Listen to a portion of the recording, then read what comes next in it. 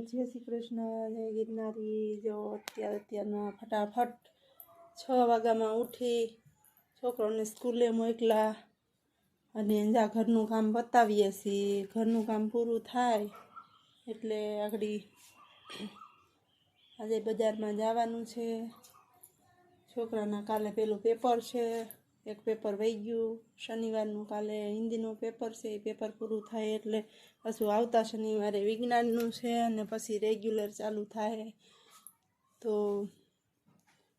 એમને કંઈક પાઉચ ને એવું લેવાનું છે, તો બજારમાં જવું છે। ફટાફટ નવરા થાય બજારમાં જાઉં, થોડી ઝીણી મોટી ઘરનું કંઈક વસ્તુ લેવાની છે, એ બધું લઈ આવી। તો જો નાહી ધોઈને કમ્પ્લીટ થઈ ગયા અને ધૂપ દીવા પણ કરી લીધા, પ્રાર્થના કરી લીધી, પછી કચરા પોતા બધું થઈ ગયું। નાસ્તો કરવાનો ટાઈમ આવી ગયો, કારણ કે છોકરા સવારમાં જાય કંઈ નાસ્તો લઈને જતા નથી। સવારમાં બોર્નવિટા પીને વયા જાય અને બનાવેલો કોઈ જાતનો નાસ્તો નહીં, સૂકો નાસ્તો ડબ્બામાં લઈ જાય। એને પપ્પાએ પણ કાંઈ નાસ્તો કરતા નથી। એટલે મારી મમ્મીને ઘરે હતી ને ત્યારે તો હું ગરમા ગરમ ભાખરી ઉપર 1 ચમચી મસ્ત મજાનું ચોખ્ખું ઘી, એવી રીતનો મારો નાસ્તો હતો। પણ અહીંયા કોઈ નાસ્તો કરતા નથી, એટલે પછી હું સવારમાં કામ કરતી હોઉં એટલે એકલી હાટું ભાખરી બનાવવાની થોડીક આળસ થાય।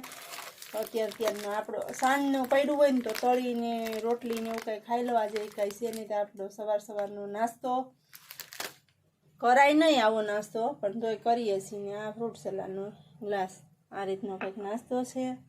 તો ચાલો બધા નાસ્તો કરવા।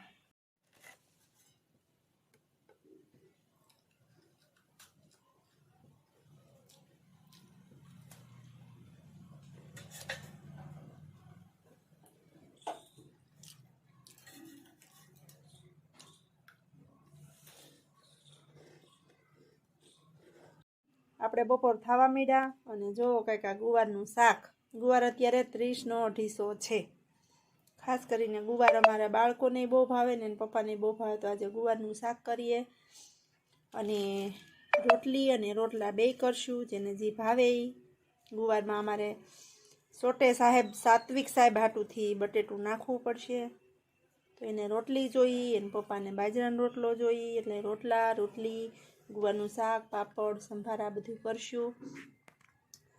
કંઈક આપણે સીવવા બેઠા હતા, એક ટોપ અધૂરું સીવું, અડધું સીવાનું, હવે રસોઈ કરવા બેઠા। વળી પાછા છોકરાઓ આવશે સ્કૂલેથી, જમવા બેસ્યું, જમીન કમ્પ્લીટ થઈને વળી થોડોક પોરો ખાવું અને બપોર પછી પાછા રેગ્યુલર જેમ છે સાડીઓ સકેલવાની, પાર્સલ દેવાનું, એ બધું કરશું। તો ચાલો હવે આપણે રસોઈ બનાવી નાખીએ। કમ્પ્લીટલી જમી લીધું, જમીન નવરા થયા ને તો જો આજે અમારે સાત્વિકભાઈને તાવ આવ્યો, તો દવાખાને લઈ ગયા હતા। પછી દવાખાનેથી આવ્યા અને રિપોર્ટ કરાવવાનું કીધું, હજી તાવ કાંઈ ઉતરતો નથી। શું થયું બેટા? માથું દુખે તો આહુડા વયા જાય છે ને આંખમાંથી, ઓપકા થાય હે? તો સ્કૂલે શું થતું હતું બેટા? હે? પાણી નીકળતું હતું આંખમાંથી। તો ટીચરને ખબર હતી કે ભાઈ?